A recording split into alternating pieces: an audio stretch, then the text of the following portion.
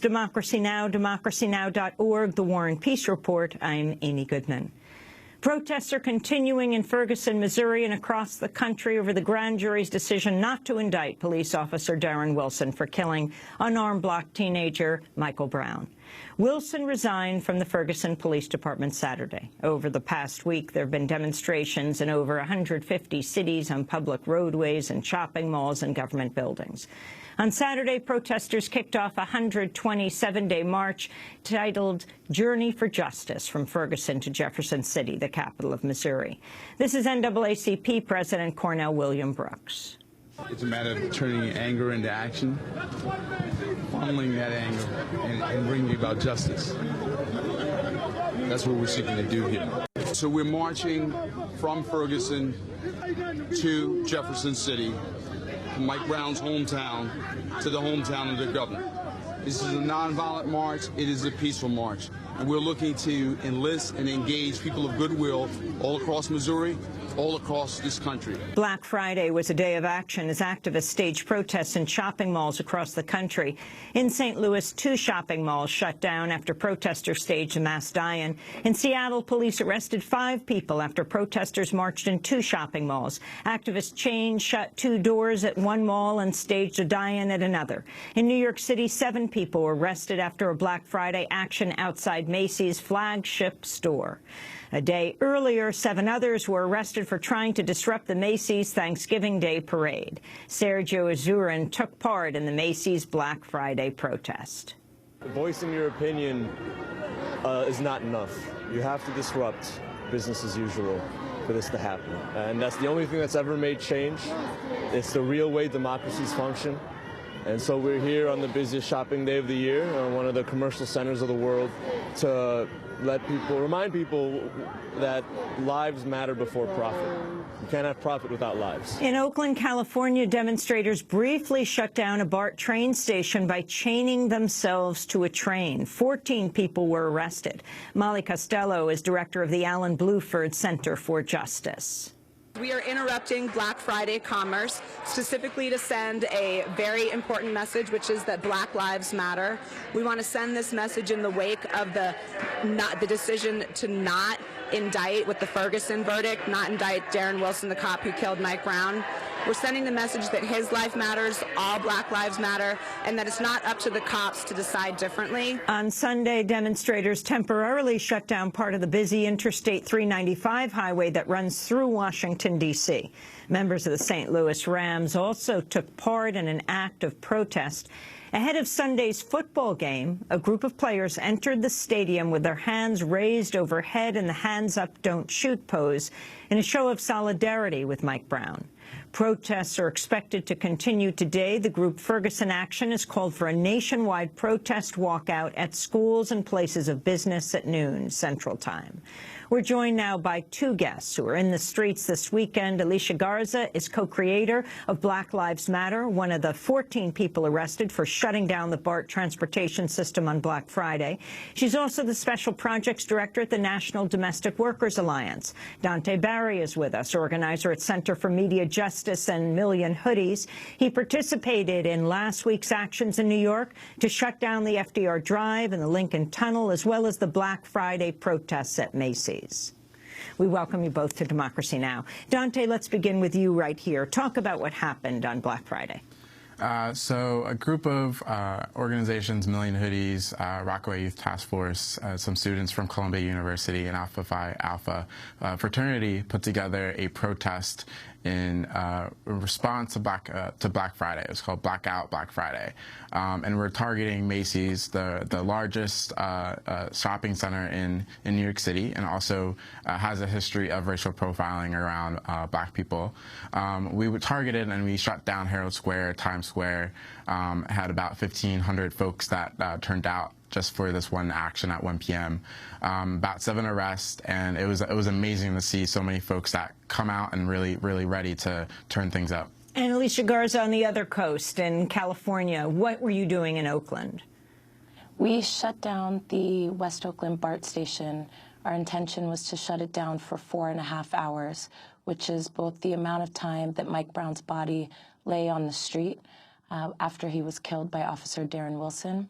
And also it represented 4 hours and 28 minutes. 28 minutes represents how every 28 hours a Black person in this country is murdered by security officers, police officers, or vigilantes. How do you go forward from here? What are the plans of protest organizers like you, Alicia? Well, our plan is to continue to elevate the message that Black Lives Matter and that all Black lives matter.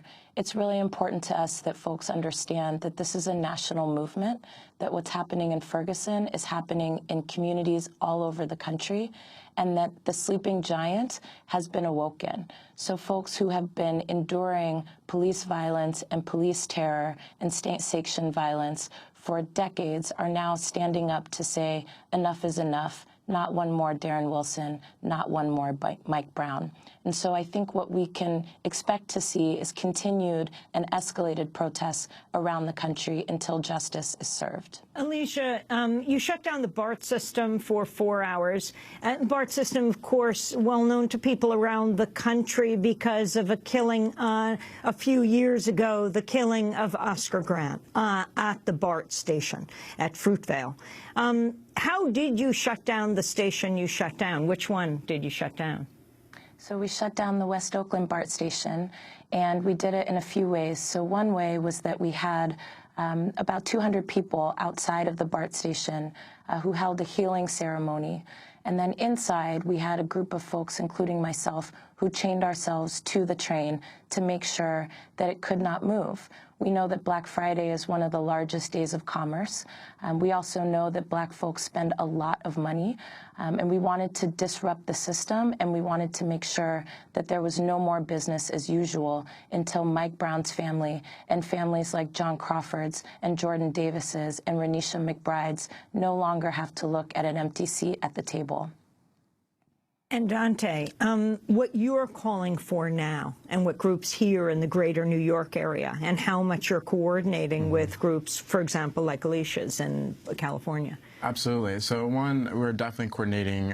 There's a number of groups that are coordinating efforts and responses to not only the situation in Ferguson with Darren Wilson case, but also the impeding case around Eric Gardner, which is about to release a grand jury decision very shortly in December.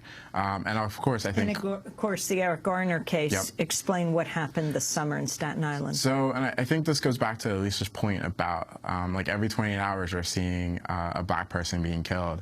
And here in New York, we saw the murder of Eric Gardner, a Black man who was choked, was given a legal chokehold in New York City and Staten Island by a number of police officers, and one particular Daniel Napolitano, who is the person that's up for potential indictment. And it was mismanaged in terms of how they responded, also of just actually like this whole idea of broken windows policing, which a whole other issue. It's a cousin of stop and frisk, being arrested for having quote unquote loose cigarettes.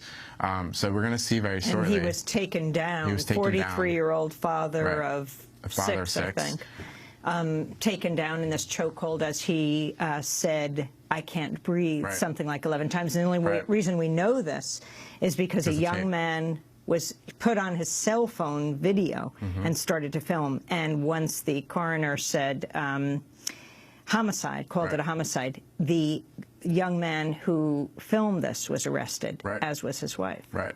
The only arrest in this case. Only arrest. Which I think opens up a lot of questions, and I think you're seeing this particularly when we talk about surveillance in communities of color.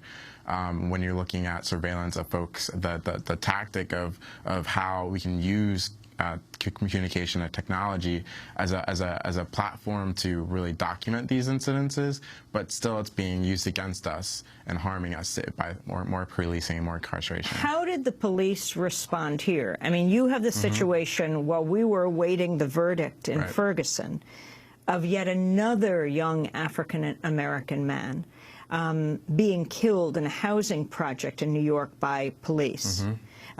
Police Officer Bratton immediately announcing the man was completely innocent and that the officer had accidentally fired in a stairwell of the housing project. I think, well, it's interesting for the last week with the protests, the police officers have been very eerily calm. And I think it's because of the amount of tension that's happening across the country, right? And the cultural intervention that civil disobedience provides in terms of like really altering the narrative around the police versus the community. And it's really about community empowerment. So I think when we look at some of the responses by NYPD, it's been very, very calm in relationship to other protests that are happening across the country. And Alicia Garza, the response of the police in the Bay Area and what you know of protests throughout the rest of the country. Well, what I know is that for the last 108 or so days, that police have been faced with escalating protests and that police have acted differently in different places. I know for us in Oakland, we were greeted by riot cops. And there was a group of 14 of us, right? I know for folks in Ferguson, they're constantly being greeted by riot cops, all for continuing to exercise their right to protest. And so I think what we're seeing is a real disproportionate use of policing, particularly in moments where there's demonstrations against the police, right? I think the other thing that we can also just count on is that we know, and the police know, that eyes are watching them all over the country. And so that may be one reason why some responses are calmer than others. But we also have to take into account the responses that don't make it on the national news. I know when folks were protesting in Oakland, there was tear gas that was launched. We saw sound cannons on the streets, right? And we haven't seen that since the Oscar Grant protests in 2009. So again, I think what we're seeing is a real use of military weapons, a real show of force by the police department. For us in particular, we were treated well, right? And again, this was during the daytime with hundreds and hundreds of observers. But we do need to keep in mind what happens when the TV cameras aren't rolling and folks are demonstrating in the street. There are a lot of instances that we're hearing about of police brutality, like what happened in Chattanooga, Tennessee, when a few folks who were protesting around the National Day of Action Against Police Brutality were brutalized by police in Chattanooga. And finally, President Obama today at the White House holding meetings. They're going to be evaluating the program where they give military equipment to towns and cities, police departments, and also talking about the issue of distrust between law enforcement and communities of color. What are your thoughts about this and overall President Obama's response as well as Eric Holder again going around the country to deal with this issue? Well, first I'll say that the president's response has been weak up until this point, and I think as I mentioned before, the cultural intervention that civil disobedience and the act of resistance is providing is building momentum all across this country, and I think that the president and the White House are hearing and seeing that momentum. So folks that are coming from Ferguson, folks that are all across this country, young civil rights leaders are going to be able to meet with him today to really discuss some of those challenges. But I think when we look at the reason why this is happening under his watch, I think it just goes back to this idea that we're not post-racial, and there's just a false assumption that we are post-racial, even with the black president. But this is happening under his watch, so it's more of a scrutiny around the issue of the seat of the presidency in general. And Alicia Garza, your last comment, I mean, the significance of the federal government, of the president himself, at a time when questions are being raised about whether there would be federal civil rights charges brought against the officer, many saying it's unlikely. I think it is unlikely, and unfortunately, I think that we need to see our president and our attorney general take aggressive action to make sure that lives are protected. In communities like Ferguson and communities like Oakland, we've seen a stunning lack of response by our federal government by way of intervention in the tragedies that are happening across the country. And of course, we would love to see President Obama and U.S. Attorney General Eric Holder step up even more. I know that folks are calling for a national plan of action to be implemented, and we support that demand 100%. we want to see more aggressive intervention from our president and from our U.S. Attorney General, not in the form of tanks and riot gear, but in the form of legislation and policy that addresses systemic inequities that are based on race in our country. We can no longer ignore that racism permeates every system within our society. And until we address those issues, protests and uprisings will continue around the country. So we do call on President Obama and Eric Holder, not just to hold closed-door meetings, but in fact to continue to empower the young leaders that are showing us all how it is that we change society, one heart and one mind at a time. Alicia Garza, I want to thank you for being with us from Oakland, co-creator of Black Lives Matter, and Dante Barry here in New York, organizer at the Center for Media Justice. This is Democracy Now! When we come back, we'll be joined by Professor Michael Eric Dyson, who asks, where do we go from Ferguson? Stay with us.